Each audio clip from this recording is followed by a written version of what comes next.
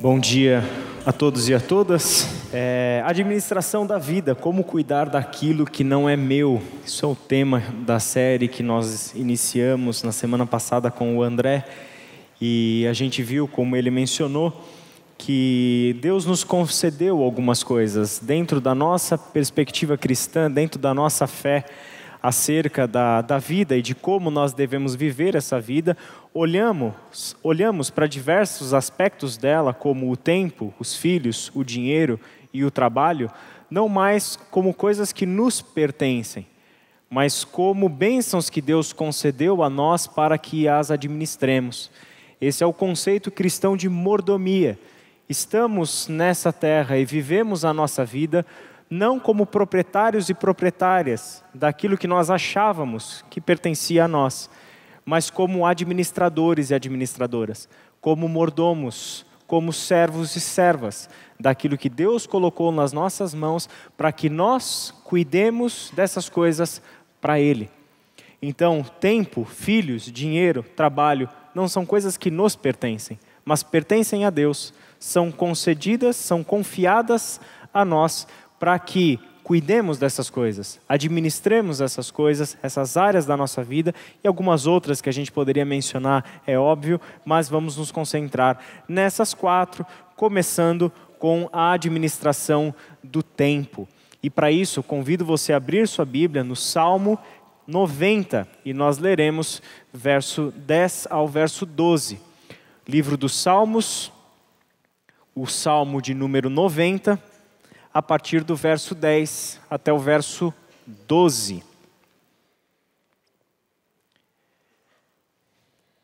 Encontraram? Vocês querem lembrar do Juan? Quem encontrou diz? Quem não encontrou diz? Ah, vocês ainda lembram dele, tá vendo só? A gente vai projetar o texto da mesma forma. Salmo 90, versos 10 a 12, o texto diz assim: os anos de nossa vida chegam a 70 ou a 80 para os que têm mais vigor. Entretanto, são anos difíceis e cheios de sofrimento, pois a vida passa depressa e nós voamos. Quem conhece o poder da tua ira? Pois o teu furor é tão grande como o temor que te é devido. Ensina-nos a contar os nossos dias, para que o nosso coração alcance sabedoria. Feche os seus olhos, vamos orar novamente. Pai querido, muito obrigado pela tua palavra e pedimos a instrução do teu Santo Espírito, que nos leve a uma reflexão sobre a nossa vida, baseados na tua palavra, e que encontremos, Senhor, em ti e na sabedoria revelada nas tuas escrituras, a orientação que precisamos para viver a vida em plenitude, que o Senhor nos tem prometido e colocado à nossa disposição. É em nome de Jesus Cristo que nós oramos. Amém. Primeira reflexão que eu quero fazer com vocês sobre esse salmo bastante conhecido. Certamente você já conhece essas palavras que a gente leu. E eu acho que esse texto, em primeiro lugar, nos confronta com a realidade do tempo. E talvez o tempo seja uma das coisas que a gente não gosta muito de se confrontar. Em primeiro lugar, porque às vezes ficar falando sobre o tempo é uma discussão filosófica demais, né? Então já me basta a filosofia lá no ensino médio e a faculdade, a introdução à filosofia que eu tive que fazer no meu curso, e já chega de filosofia para mim. Mas a palavra de Deus fala muito e fala de uma forma muito profunda sobre o tempo. E tem muita coisa acerca do tempo que nós precisamos refletir. Primeira delas é que nós vivemos a nossa vida em 2 reinos. Já parou para pensar isso?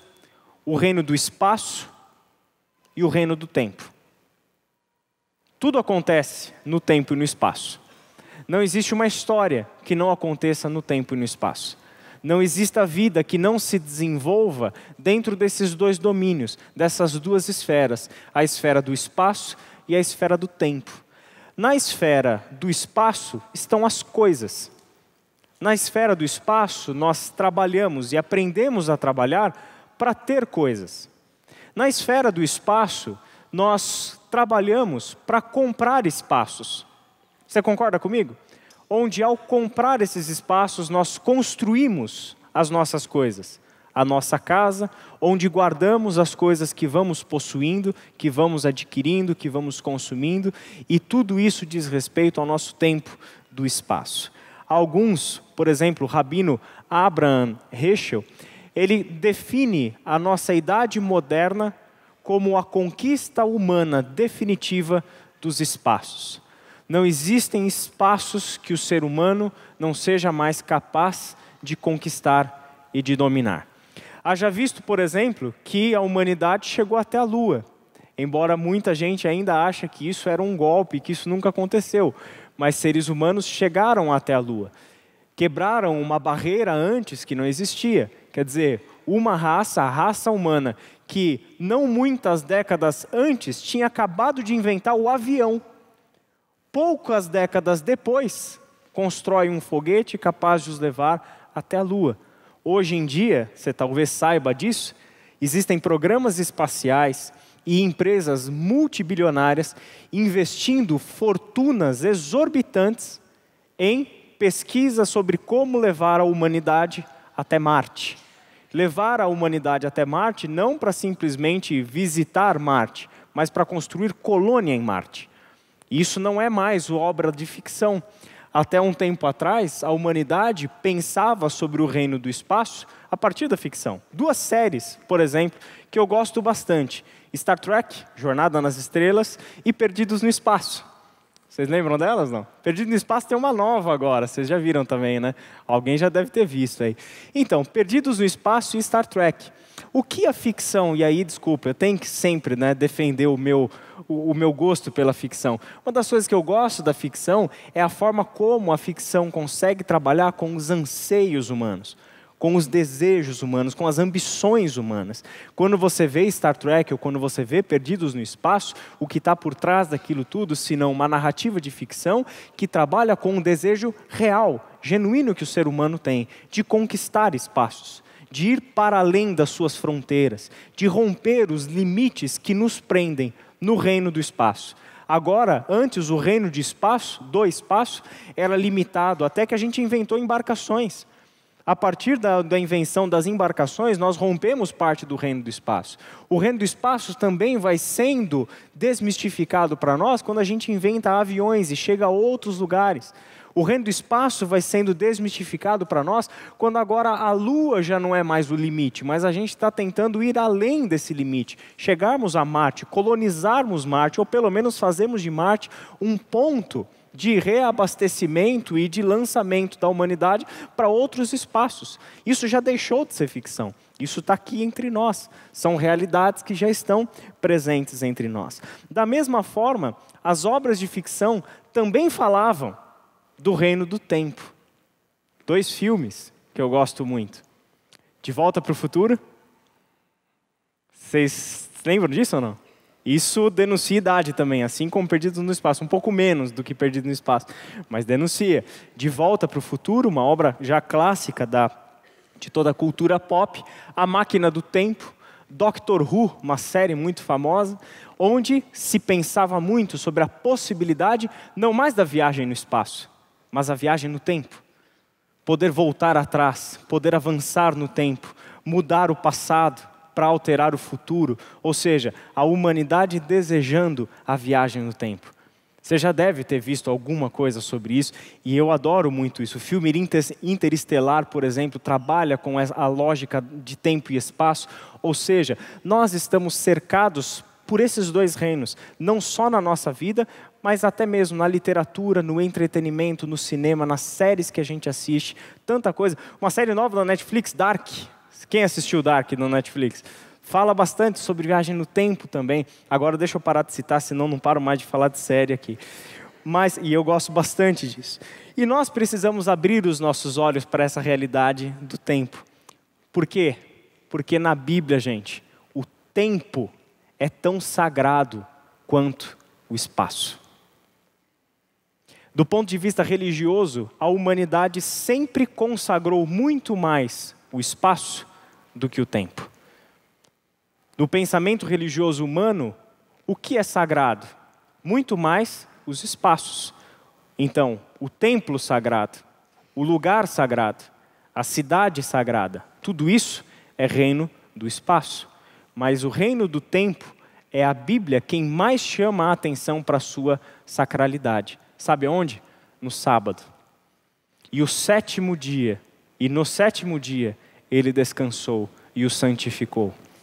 Na Bíblia, o tempo é consagrado e o tempo tem um aspecto, uma característica sagrada que nós precisamos abrir os olhos para elas. Por quê? Porque essencialmente no reino do espaço nós trabalhamos para ter e para conquistar. No reino do tempo nós trabalhamos para ser, porque no reino do tempo é a essência que importa. O que se tem e o que se conquista e os espaços que se compra e se adquire, pouco importa no reino do tempo.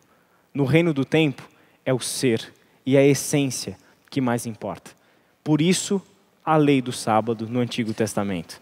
Por isso, a Bíblia, não só na lei do sábado, mas em toda a sua extensão, nos alerta para abrirmos os nossos olhos para a realidade do tempo. Esse salmo, para mim, é um deles. Olha o que ele diz, em primeiro lugar. Os anos de nossa vida chegam a 70 ou a 80 para os que têm mais vigor. Primeira coisa que esse salmo nos confronta é que a vida é breve. E quando a gente fala de brevidade, nós estamos falando de um conceito de tempo. A vida é breve. E aí o salmista está dizendo uma coisa que até às vezes deixa a gente meio desconfortável. Porque ele vai dizer que os anos da nossa vida chegam lá a 70, a 80. Isso é para os que têm mais vigor. E essa brevidade da vida é algo com o qual nós precisamos lidar com ela. Eu contei, não sei para quem, esses dias, que os meus pais ainda moram em São Paulo, no bairro da Moca. A gente, tanto eu quanto a Milena, nascemos nesse bairro.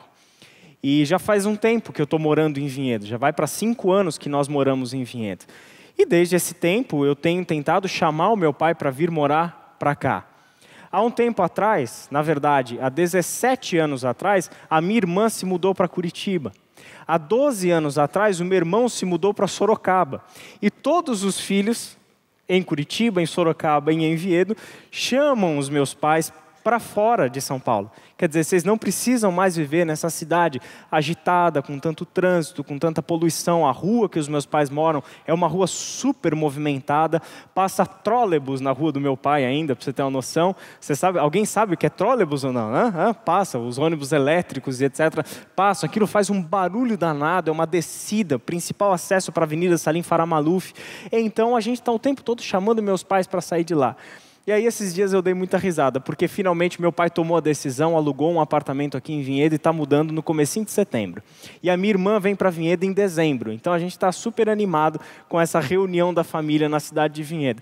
Mas o que foi interessante é que eu cheguei para o meu pai, e aí eu dou risada com essa história, porque foi assim, chute na canela, né? Eu cheguei para o meu pai e falei assim, pai, me diz uma coisa, mas quantos anos você tem de vida? Olha para frente, pai. Você já vai fazer 70 anos no ano que vem. Quantos anos você tem pela frente? Eu acho que ele nunca tinha se deparado com essa pergunta. Eu acho que ele nunca tinha sentido na pele que já não restam mais muitas décadas para ele. Está chegando. E aí a pergunta foi, você quer viver esses anos longe dos teus filhos? Você quer viver esses últimos anos da sua vida numa agitação como São Paulo? Você tem todas as condições para estar perto da gente. Você não tem problema financeiro que te impede de mudar para Vinhedo. Por quê? O que te segura aqui? E aí ele começou a perceber que por causa da brevidade da vida, por causa de que ele não tem mais muitos anos pela frente, é que ele pode e deve tomar melhores decisões com relação ao futuro dele. Eclesiastes 3,19 diz o seguinte, o destino do homem é o mesmo do animal. O mesmo destino os aguarda. Assim como morre um, também morre o outro. Todos têm o mesmo fôlego de vida. O homem não tem vantagem alguma sobre o animal. Nada faz sentido. Que é interessante que o tempo e a brevidade da vida é o que nos equaliza. Não somos diferentes do cachorrinho que você tem na sua casa. Ele não tem condição de conquistar o tempo. Ele não tem condição de conquistar o espaço. Ele não pode trabalhar, construir, edificar, planejar, sonhar, planejar a família. Ele não pode. Você pode, só que tem um equalizador nessa história. Tanto você quanto ele vão encarar o fim. A morte vai chegar tanto para um quanto para outro. Eu gosto de Eclesiastes. É meio azedo, mas é realista, né? É um livro muito realista. Segundo aspecto desse texto é que a reta final é difícil. Se os anos da nossa vida chegam a 70 ou 80 para os que têm mais vigor, entretanto, são anos difíceis e cheios de sofrimento. A reta final é uma reta difícil. Por isso que o livro do Eclesiastes diz o seguinte no capítulo 12: lembre-se do seu Criador nos dias da sua juventude, antes que venham os dias difíceis e se aproximem os anos em que você dirá, não tenho satisfação neles. Pesado também, não é? E esse texto de Eclesiastes, escrito por uma pessoa que teve de tudo na vida. Segundo a tradição, Salomão é o seu autor. Ele teve tudo. Ele teve o reino do espaço nas mãos dele. Ele conquistou propriedades, ele teve muitos animais e rebanhos, ele teve família grande, ele teve mais de 900 sogras. Já imaginou isso? Esse é um aspecto que você não olhava para as 900 esposas, né? 900 sogras também, né? Supondo que algumas das suas esposas não fossem irmãs, né? Então daria. Mas, ou seja, gente, alguém que teve tudo o que o dinheiro, tudo o que o poder, tudo o que a fama poderia conquistar. Ele teve tudo. E é essa pessoa que vai dizer isso para você. O que eu posso dizer ao chegar no final da minha vida, tendo desfrutado de tudo aquilo que os homens buscam desfrutar, é isso. Lembre-se do seu Criador nos dias da sua juventude, antes que venham os dias difíceis e se aproximem os anos em que você dirá, não tenho satisfação neles. E isso parece que a Bíblia está falando uma coisa que não é uma verdade tão grande. Como assim são anos difíceis e cheios de sofrimento? Quando você chega lá nos 70 ou nos 80 anos. A primeira coisa é que a idade média de morte na raça humana varia muito de período para período. Existiam períodos da história onde 40 anos era o limite, a gente chegava até os 40 anos. Existiam outros períodos onde a longevidade já era maior, 70, 80, 100 anos. Por exemplo, um dado importante de dizer agora, a pessoa que está escrevendo o Salmo 90 e que acabou de escrever isso, o que você leu? Que os anos da nossa vida chegam a 70 ou 80 para os que têm mais vigor, entretanto, são anos difíceis e cheios de sofrimento, não é uma pessoa que está desistindo da vida, como parece ser, mas é uma pessoa para quem a vida começou, de fato, aos 80 anos. Sabe de quem a gente está falando? Moisés. Esse salmo é de Moisés. E Moisés escreve esse salmo não quando ele tem 30 anos, 40 anos de idade. Ele escreve esse salmo com mais de 100 anos de idade. A vida dele, o auge da sua vida, toda a façanha do êxodo que você conhece sobre Moisés, ela começa aos 80 anos de idade. Não aos 20, não aos 30, quando a gente está no auge do nosso vigor.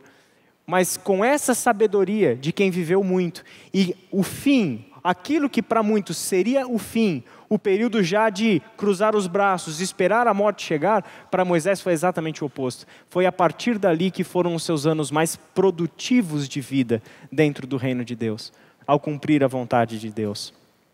Por fim, não temos controle sobre todas as coisas, pois a vida passa depressa e nós voamos. Olha o que Eclesiastes diz sobre não termos controle sobre as coisas que acontecem conosco na vida. Eclesiastes 9:11. Os velozes nem sempre vencem a corrida. Os fortes nem sempre triunfam na guerra. Os sábios nem sempre têm comida. Os prudentes nem sempre são ricos. Os instruídos nem sempre têm prestígio, pois o tempo e o acaso afetam a todos. Nós temos uma vida e um tempo que nos foi dado. Como administramos essa vida no tempo que nos foi dado é algo que está no nosso campo de controle. Mas nós sempre precisamos ter em vista que essa vida é breve. A reta final é difícil, não vai ser mais fácil. E nós não temos controle sobre tudo o que acontece conosco. Eu gosto de Eclesiastes porque Ele coloca os nossos dois pés no chão, para olharmos para a vida com clareza, para olharmos para a realidade nua e crua, a vida como de fato ela é, citando Nelson Rodrigues. A ideia toda é que olhemos para frente e encaremos a realidade como ela deve ser encarada. A segunda parte desse texto me chama a atenção para a relação entre o tempo e a sabedoria. Olha o que a gente leu. Quem conhece o poder da tua ira? Pois o teu furor é tão grande como o temor que te é devido. Ensina-nos a contar os nossos dias, para que o nosso coração alcance sabedoria. Primeira coisa, nós precisamos reconhecer a presença de Deus. A primeira orientação, primeira parcela dessa sabedoria da Bíblia acerca de como nós vivemos a nossa vida com sabedoria, começa em Deus. É reconhecendo a presença de Deus na nossa vida. Quem conhece o poder da tua ira? Pois o teu furor é tão grande como o temor que te é devido. É impossível fazer uma reflexão sobre a vida. É impossível fazer uma reflexão sobre a brevidade da vida. É impossível pensarmos sobre administrarmos bem a nossa vida sem pensarmos todas essas coisas diante do nosso Criador, diante de Deus. Aquele que nos concede vida, aquele que criou toda a vida, aquele que nos tem concedido a vida e o tempo para que vivamos essa vida. Olha o que diz o Salmo 90, mas os versos 1 e 2. Senhor, Tu és o nosso refúgio, sempre, de geração em geração. Antes de nascerem os montes e de criares a terra e o mundo, de eternidade a eternidade, Tu és Deus. O Salmo começa com essa presença de Deus sobre as coisas e sobre o tempo. Ele, Deus, é quem criou o reino do espaço, das coisas. Foi Ele quem criou os montes, foi Ele quem criou a terra, foi Ele quem fez o mundo, foi Ele que nos deu o cenário para pisarmos esse chão. Mas esse Deus é Deus de geração em geração. Esse Deus é Deus de eternidade a eternidade. Ele é o Senhor de todas as coisas e Ele é o Senhor do tempo e da história. Este Deus e diante deste Deus é que vivemos a nossa vida e que pensamos em como administrar a nossa vida e o nosso tempo. Segunda coisa sobre esse texto é que nós precisamos administrar o tempo com sabedoria divina. Ensina-nos a contar os nossos dias para que o nosso coração alcance sabedoria. E quantas pessoas vivem esta vida sem nenhum tipo de reflexão, de planejamento, de orientação, de sabedoria. Vivem como se a vida dissesse respeito a ligar o piloto automático e deixar a coisa acontecer. A fazer o que bem entender com o seu tempo, com o seu trabalho, com os seus filhos e família. A fazer o que bem entender com o seu dinheiro. Quantas pessoas vivem dessa forma? Vivem como se estivessem ligadas no piloto automático. E quando você presta atenção na sua vida e você percebe que você está ligado no piloto automático, normalmente você entra em crise. É verdade ou não é? Quando você percebe que a sua vida é um piloto automático, está tudo no mesmo ciclo, no mesmo movimento, onde você não consegue mudar o que 10 anos atrás você queria ter mudado. Você não queria ser mais essa pessoa, mas você não tem força para mudar. Você não queria mais fazer isso, mas você continua fazendo 10 anos depois. Você queria ter pensado melhor determinadas decisões que você tomou no passado, mas continua errando nas decisões no mesmo lugar onde errou nas decisões 10 anos atrás. A gente entra em crise. Porque a gente descobriu que a nossa vida passou, como diz o Salmo 90, o tempo passa, a vida é breve, nós voamos, e se a gente não parar para pensar o que a gente está fazendo com a nossa vida e com o nosso tempo, nós corremos esse risco de a vida ser para nós alguma coisa que simplesmente desapareceu num piscar de olhos ou num estalar de dedos. Eclesiastes capítulo 3, verso 11 diz o seguinte: Ele fez tudo apropriado ao seu tempo, também pôs no coração do homem o anseio pela eternidade. Mesmo assim, ele não consegue compreender inteiramente o que Deus fez. Deus colocou todas as coisas para funcionarem dentro de determinados tempos. Os ciclos da natureza, o nascer do sol, o pôr do sol, a nossa vida, tudo isso ordenado por Deus para funcionar dentro de um tempo. E Ele colocou no coração de todos nós um anseio, um desejo pela eternidade. Eternidade, tempo sem limites. Eternidade significa a ausência de limites de tempo. Eternidade é aquilo que nós não sabemos dizer quando começou, e é impossível colocar um ponto final quando tudo terminará. Isso é eternidade, ausência de limites de tempo. Todos nós temos esse anseio dentro de nós, e é por isso que nós precisamos buscar este Deus, a sua orientação, a sua sabedoria para administrarmos aquilo que nós temos no reino do nosso tempo. Pensarmos a vida dessa perspectiva. Nossa vida é muito breve, tudo passa muito rápido. E eu não sei se você tem a mesma impressão que eu, mas parece que cada vez nós temos mais pressa e cada vez nós não temos tempo para mais nada. Você concorda comigo? Às vezes eu dou risada com a minha mãe, porque obviamente ela nasceu e viveu a adolescência e juventude dela num tempo em que não existia internet, não é? Ela descobriu a internet mais ou menos no mesmo período que eu descobri a internet quando eu era criança. Eu era criança, ela já era uma adulta e a internet surgiu ali na nossa casa. A internet de escada, né? Lembra da internet de escada? Que demorava uma eternidade. A gente esperava depois da meia-noite para conectar a internet, para pagar um pulso só. Lembra disso tudo? Tem um monte de gente que nem faz ideia do que isso significa, mas fazia aquele barulhinho da descagem, conectava, e aquilo demorava uma eternidade, né? Vocês lembram, né? Era uma coisa pavorosa o que demorava, mas para nós vivendo aquilo, e aquilo era a nossa realidade, aquilo era uma coisa de outro mundo, né? Os ETs dominaram a Terra, né? Agora nós podemos nos conectar à rede mundial de computadores. Agora a gente está falando de internet super veloz, e minha mãe tem uma internet super rápida na casa dela, e às vezes ela coloca lá um vídeo no YouTube para assistir, e aí aquele negócio começa a carregar, ela começa a clicar 300 vezes para ir rápido. Eu falei, mãe, há 10 anos atrás você nem sabia o que é isso, agora esses segundos para carregar um vídeo já é uma coisa que te causa desespero, pânico. Parece que o tempo para nós é algo que a gente precisa vencer, precisa conquistar, porque parece que a gente não tem tempo para mais nada, vivemos apressado para todas as coisas. E aqui entra a sabedoria bíblica. Qual era o princípio do sábado? Um dos principais, um dos fundamentos do descanso no dia do sábado era justamente esse. Para que você parasse todas as coisas e percebesse que tudo continua, mesmo quando você não está sob o controle de nada. Por isso que você não trabalha no sábado. Esse era o princípio.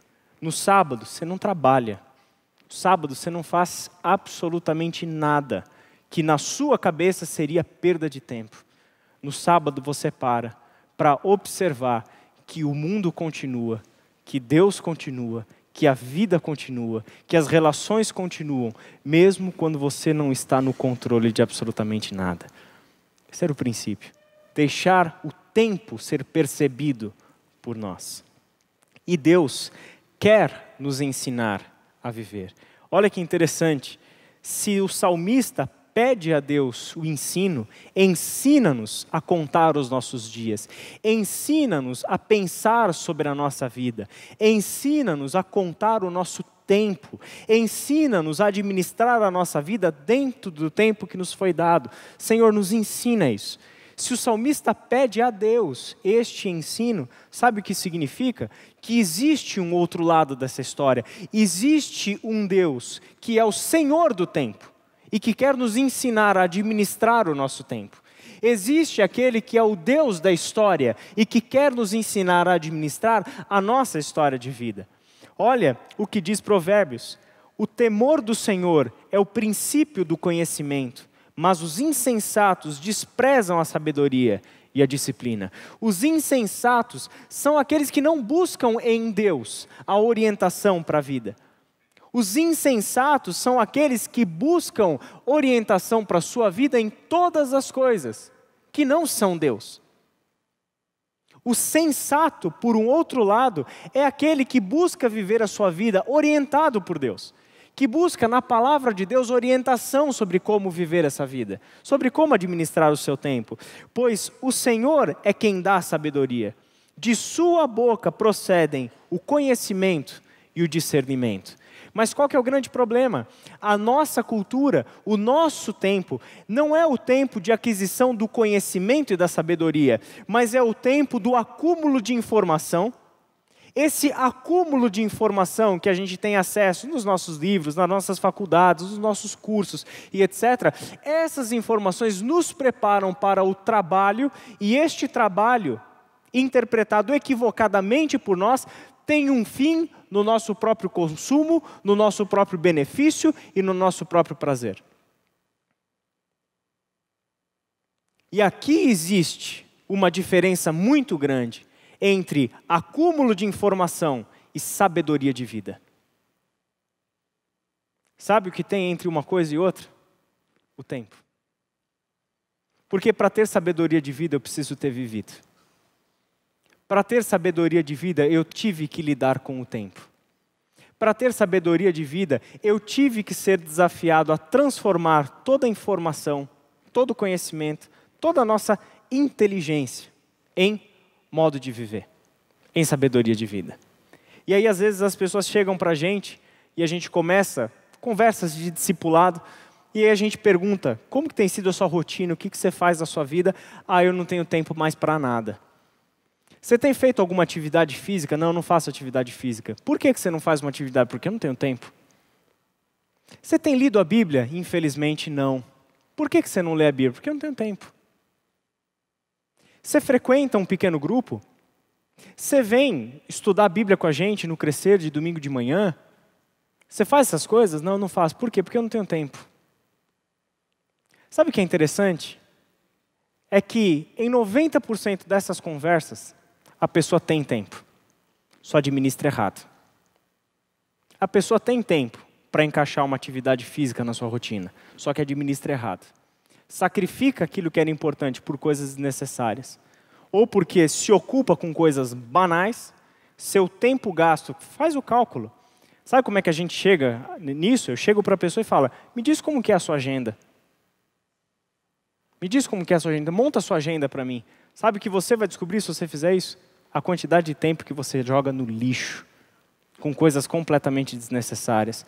Seu tempo gasto em internet, em banalidades, em absurdos, vendo coisas que não têm sentido nenhum, que não te alimentam em nada, que não te edificam em nada, que só jogam seu tempo na lata do lixo. Quantidade de tempo que você passa fazendo comentários ou participando de discussões em redes sociais que só afetam o seu emocional, jogam o seu tempo na lata do lixo e que não trazem nenhuma contribuição nem para você, nem para as pessoas, nem para a sociedade, nem para coisa nenhuma. Quanto tempo, para os mais jovens, gastos na internet ao longo das madrugadas. Aí acorda de manhã e vai para a faculdade, para a escola, seja lá parecendo um zumbi, desperdiçando o tempo onde você poderia estar aprendendo muito melhor. Quantidade de tempo gasto em coisas que não tem nenhuma necessidade. Sabe por que a gente faz isso? Porque nós não sabemos administrar o nosso tempo com sabedoria.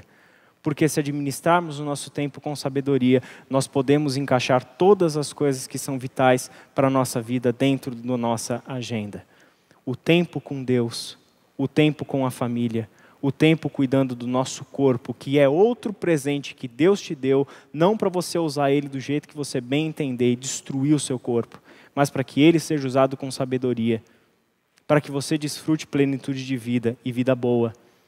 Tudo isso é presente de Deus, não é seu. E porque não é seu e pertence a Deus, precisa ser administrado com sabedoria. Para a gente caminhar para o fim, eu gosto muito dessa poesia de Eclesiastes.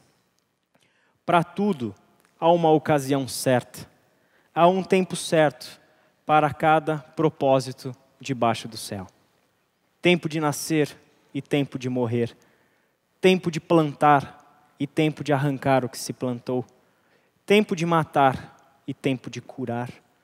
Tempo de derrubar e tempo de construir, tempo de chorar e tempo de rir, tempo de prantear e tempo de dançar, tempo de espalhar pedras e tempo de ajuntá-las, tempo de abraçar e tempo de se conter, tempo de procurar e tempo de desistir, tempo de guardar e tempo de jogar fora, tempo de rasgar e tempo de costurar, tempo de calar e tempo de falar, tempo de amar e tempo de odiar, tempo de lutar e tempo de viver em paz. E a pergunta é a seguinte: o que fazemos com o tempo que Deus confiou a nós? O que você tem feito com o tempo que Deus confiou a você? Como você tem administrado o tempo que Deus confiou a você? Se tem uma coisa que a gente aprende com a Bíblia e com Deus, é que Deus não gosta de desperdício. Deus não gosta que aquilo que Ele nos deu seja desperdiçado. E o bem mais precioso que Ele te deu foi a sua vida e o tempo para que você viva essa vida. E Deus não gosta, e Deus não vai ficar nem um pouco contente em ver seus filhos desperdiçando a vida e o tempo que Ele concedeu a cada um de nós. Descobri que não há nada melhor para o homem do que ser feliz e praticar o bem enquanto vive. Descobri também que poder comer, beber e ser recompensado pelo seu trabalho é presente de Deus. É presente de Deus. Poder se assentar ao redor da mesa com sua família, com os seus amigos, e ali comer e ali beber. Ter o fruto do nosso trabalho, que da nossa perspectiva é apenas dinheiro, mas é a realização, aqui em Eclesiastes, na Bíblia, é essencialmente a realização por aquilo que você faz. Ser recompensado pelo nosso trabalho, comer e beber, são presentes de Deus. E em Eclesiastes, todo o livro, ele precisa ser lido por essa máxima. Alegre-se, jovem, na sua mocidade. Seja feliz o seu coração nos dias da sua juventude. Siga por onde o seu coração mandar, até onde a sua vista alcançar. Interessante, porque se você lê só isso, parece o quê? Faça o que o seu coração mandar. E se eu fizer o que o meu coração mandar, pode ser que você vá se destruir, não é verdade? Mas parece que a Bíblia está me dizendo para fazer isso mesmo. Olha, vá por onde você quiser ir. Aproveite a sua juventude, aproveite o tempo enquanto você ainda é jovem e faça o que você quiser. Viva como você quiser, siga por onde o seu coração mandar, até onde a sua vista alcançar. Mas esse texto não para aí. E ele conclui da seguinte forma: mas saiba que por todas essas coisas, Deus o trará a julgamento. Que coisa linda, né? Siga por onde você quiser. Siga os desejos do seu coração. Só que não se esqueça de uma coisa: para todas essas coisas, Deus o trará a julgamento. Isso me faz voltar no texto e pensar, talvez seja melhor que os desejos do meu coração se convertam a Deus primeiro. Talvez seja melhor que a forma como eu vivo a minha vida se converta a Deus primeiro. Porque se no final das contas todas as coisas serão julgadas por esse Deus, importa sim e muito a forma como eu vivo a minha vida. É por isso mesmo que o que você faz com o seu tempo te será cobrado, te será perguntado. E talvez aqui, agora, nesse momento, seja para você um tempo onde esse julgamento está acontecendo. Talvez é exatamente agora que Deus está perguntando para você o que você fez com o tempo que eu te dei. Talvez esse seja o momento onde Deus está perguntando para você o que você tem feito com o tempo que eu confiei a você. Como você tem administrado ele? E para encerrar, essa palavra de Jesus: enquanto é dia, precisamos realizar a obra daquele que me enviou. A noite se aproxima, quando ninguém pode trabalhar.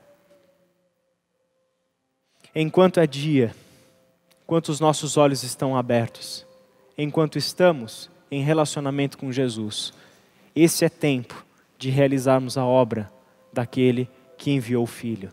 É tempo de realizarmos a obra do Pai. A nossa vida deve ser pensada nessa perspectiva. Tudo o que eu tenho está a serviço da grande obra de Deus. O meu tempo está a serviço da grande obra de Deus. Os filhos nossos estão a serviço da grande obra de Deus.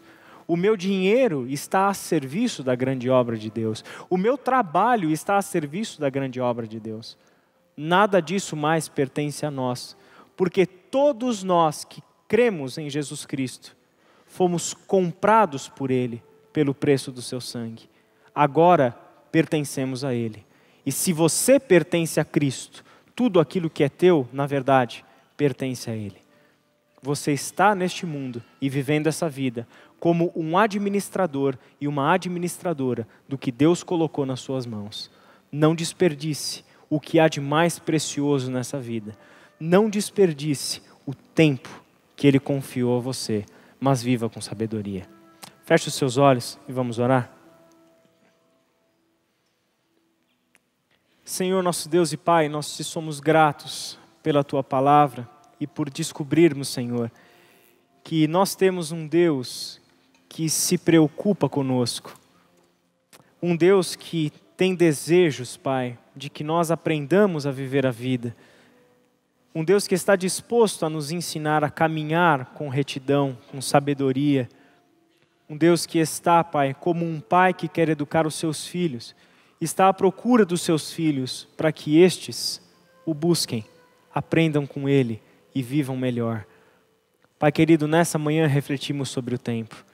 E a nossa oração é que ao longo dessa semana essa palavra fale conosco. Que seja para todos nós uma semana de reflexão sobre como nós temos administrado o tempo que o Senhor nos confiou. Pai querido, nos ajude a sermos mais sábios e prudentes na administração desse tempo. A priorizarmos coisas, Pai, que antes não priorizávamos. A pararmos com todo o desperdício da nossa vida. Porque dinheiro, Pai, talvez a gente recupere, mas o tempo desperdiçado não volta. Pai querido, nos ajude a chegarmos, Senhor, no mais auge da nossa vida, olharmos para trás e podemos, Pai, dizer que nós nos lembramos do nosso Criador nos dias da nossa mocidade. De que nós administramos o nosso tempo com sabedoria, para que a nossa vida seja boa, para que a sua grande obra seja realizada por nosso intermédio e para que o seu nome seja glorificado. É em nome de Jesus que oramos. Amém.